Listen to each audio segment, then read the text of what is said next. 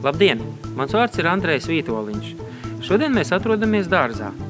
Liktos jocīgi, ko gan varētu darīt dārzā ziemas laikā? Tomēr ir pāris darbi, kuru veikšanai šobrīd ir labākais laiks. Un tā ir augļu koku vainagu veidošana. Sausi un slimīgi zari ir vizuāli nepievilcīgi, kā arī tie ir potenciāli infekcijas avoti pārējiem kokiem. Tos būtu vēlams laicīgi izzāģēt, kokus apkopt. Ja mēs kokus apkopsim pareizi, tad tie priecēs mūs ne tikai pavasara ziedu plaukumā, bet arī rudenī, ražas laikā. Tradicionāli izgriešanas darbus kokiem veids ziemā vai agrā pavasarī. Tas ir labākais laiks no tā viedokļa, ka sulošana ir kokiem beigusies un tie pacieš vislabāk apjomīgu izzāģēšanu. Ja ir nepieciešams izzāģēt mazākus zariņus, tādus kā ūdens zarus, to var veikt arī vasarā un rudenī. Zaru izgriešanas pamatprincips ir sekojošs. Vasarā un rudenī zaru griešana koku augšanu nobremzē, savukārt pavasarī veicina snaudošo pumpuru plaukšanu un jauno dzinumu veidošanos. Izzāģējot augļu kokus, būtu jāpievērš uzmanību tam, kā jūs to darat. Tas ir jādara visai rūpīgi. Ja jūs zāģēsiet pārlieku cieši pie stumbra, brūce būs liela un tā slikti sadzīs. Nevajadzētu arī atstāt pārlieku lielu stumbenīti, savādāk iemetīsies trupe, un tas jau ir potenciāls infekcijas avots. Pareizi zāģēt būtu līdz ar gredzenu. Stāv uz augošiem zariem, kur gredzens nav izteikti redzams, jāzāģē pēc iespējas tuvāk nesošajam zaram, atstājot pēc iespējas mazāku stumbenīti. Tas notiktu šādi.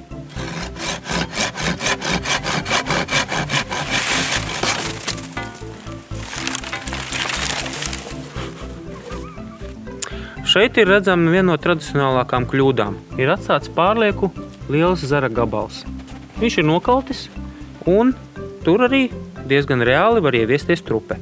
Nelielākām griezuma vietām, tas ir nelielākiem zariem, speciāla apstrāde nav nepieciešama. Tomēr lielākus zarus ir nepieciešams apstrādāt ar potvasku vai arī vara vitriolu. To visu var iegādāties veikalos. Gadījumā, ja ir nepieciešams apstrādāt lielāku daudzumu griezuma vietas, tad izmanto arī eļas krāsu. Tas notiek šādi. Paņemam to pašu potvasku, uzklājam uz griezuma vietas plānā slānī.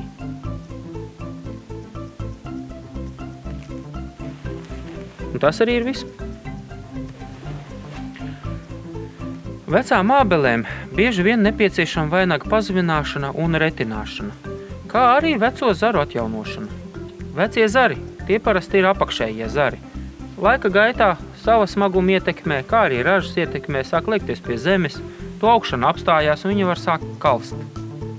Kalšanu novērš zarus apzāģējot. Zars jāapzāģē līdz snaudošajiem pumpuriem vai tuvākajam sānu zaram. Izzāģējot ābelē vainagu, pirmais, kam mēs pievēršam uzmanību, ir uz iekšu vērstajiem zariem. Ņemam un to zāģējam visus ārā, neatkarīgi no tā, cik biezs ir vainags. Tālāk būtu svarīgi pievērst uzmanību zariem, kas konkurē viens ar otru. Tas ir traucē attīstību. Šeit ir redzams spilgts piemērs. Visbeidzot, stāv uz augošie zari. Jāskatās, vai nav nepieciešams tos paritināt, vai izzāģēt pilnībā. Šādā veidā vajadzētu apstrādāt visu ābeli, kur nepieciešams izmantot šķēres, kur nepieciešams zāģīti.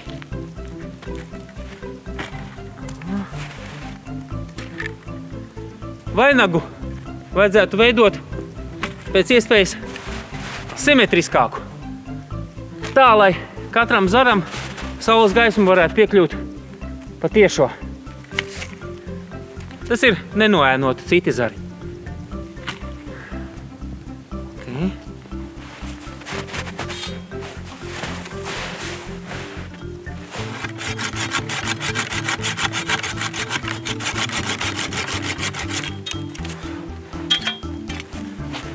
Zāģējot vainagu, nevajadzētu atstāt šādus ūdenzarus.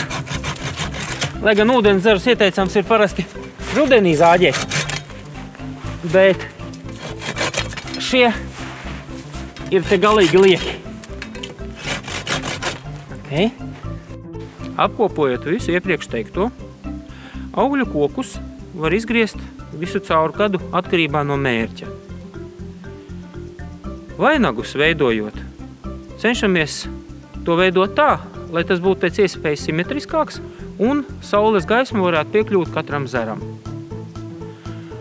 Griežot zarus, ievērojiet, lai griezums netiktu veikts pārlieku tuvu pie stumbra. Neatstājiet arī stumbenīšus un nogrieztās vietas lielākiem zariem noteikti apstrādājiet. Tas šoreiz arī viss. Līdz nākamajai reizei!